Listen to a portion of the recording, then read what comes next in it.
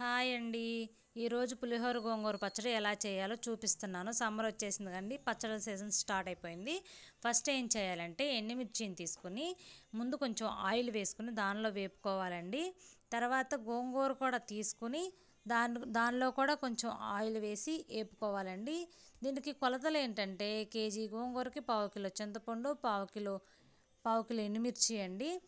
చింతపండుని ఏం చేయాలంటే ముందు పులుసులాగా పిసుక్కొని దాన్ని కూడా పక్కన పెట్టుకోవాలండి. పులిహోర పులుసులాగా కలుపుకోవాలి, కాసుకోవాలి. దానిలో ఏం చేయాలంటే 2 గిద్దలన్నర ఉప్పు వేసుకోవాలండి కేజీకి. ఇలా కాసి పక్కన పెట్టుకున్న తర్వాత గోంగూర కూడా వేపి పక్కన పెట్టేసుకున్న తర్వాత ముందుగా ఏం చేయాలంటే ఈ ఆయిల్ తీసుకుని కేజీకి పావు కిలో పాలు చెప్పాను కదండి, ఈ ఆయిల్ తీసుకుని దానిలోనే తాలింపు పెట్టుకోవాలి. దానికోసం ఎండుమిర్చి, ఆవాలు, పచ్చిశనగపప్పు తీసుకోవాలండి. ఇందాక మీకు చెప్పాను కదండి, ఎండుమిర్చిని వేపుకున్న తర్వాత వాటిని కారంలాగా చేసుకుని రెడీగా ఉంచుకోవాలండి. మీకు అంత ఓపికగా ఉంటే రోట్లో కూడా దంచుకోవచ్చు. ఇదివరకు అలాగే చేసేవాళ్ళమండి. ఇప్పుడు ఏం చేస్తున్నామంటే మిక్సీ కారం పట్టేసి పక్కన పెట్టేసుకుంటున్నాం, ఎందుకంటే చేయలేక. ఈ నూనె వేడిగా ఉన్నప్పుడు కలుపుకోకూడదండి, అందుకే నూనె చల్లారాలి, చింతపండు పులుసు కూడా చల్లారాలండి. అందుకోసమే ముందుగా కాచి అటు పెట్టుకోవాలి. దీని తర్వాత ఏం చేయాలంటే గోంగూరని రోట్లో వేసుకోవాలండి. ఈ రోట్లో వేసుకున్న తర్వాత గోంగూరని దాంతోపాటు మనం ఆల్రెడీ మిక్సీ పట్టుకున్న కారం ఉంది కదా, ఆ కారాన్ని కూడా వేసుకోవాలి. ఆ కారంతో పాటు ఒకసారి దంచుకున్న తర్వాత చింతపండు పులుసును కూడా వేసుకోవాలండి. కొంచెం జాగ్రత్తగా కలుపుకోవాలి. చింతపండు పులుసుని వేసుకుని మీరు గుంటగరిటె తీసుకోండి. మేము ఎందుకు దగ్గరలో అది ఉందని చెప్పి తీసేసుకున్నాము.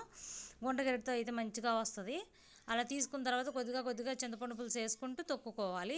మనకి ఇలా మొహాన చింది పడుతుంది కాబట్టి దాన్ని ఒకసారి చేత్తో కలుపుకోవాలండి. చేత్తో కలుపుకుంటే మన మొహాన పడదు. అలా తిప్పుకున్న తర్వాత ఒకసారి దంచుకోవాలి. మరీ పేస్ట్ లాగా ఏమీ దంచుకోకూడదు, ఒక మాదిరిగా దంచుకోవాలి.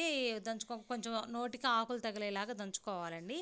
దీనిలో తర్వాత ఏం చేయాలంటే మనం మెంతులు వేపుకొని పక్కన పెట్టుకున్నాం కదా పౌడర్ చేసుకుని, దాన్ని కూడా మెంతు పౌడర్ కూడా వేసుకుని ఒకసారి దంచుకోవాలి. మెంతులు కూడా దంచుకున్న తర్వాత దీన్ని కూడా ఒకసారి తిప్పేసి మరలా దీన్ని ఒక గిన్నెలోకి తీసుకోవాలండి.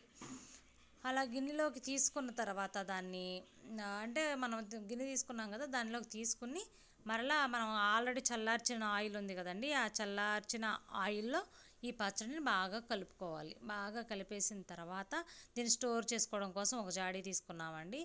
ఆ జాడీలో ఈ పచ్చడిని స్టోర్ చేసుకుంటే మీకు కొంతకాలం, కొన్ని నెలల పాటు నిల్వ ఉంటుంది. ఇదేనండి, ఈ విధంగా ఈ పచ్చడిని ట్రై చేయండి. ట్రై చేసి ఎలా ఉందో చెప్పండి. ఈ వీడియో కనుక మీకు నచ్చినట్లయితే లైక్ చేయండి, షేర్ చేయండి, సబ్స్క్రైబ్ చేసుకోండి. Bye guys.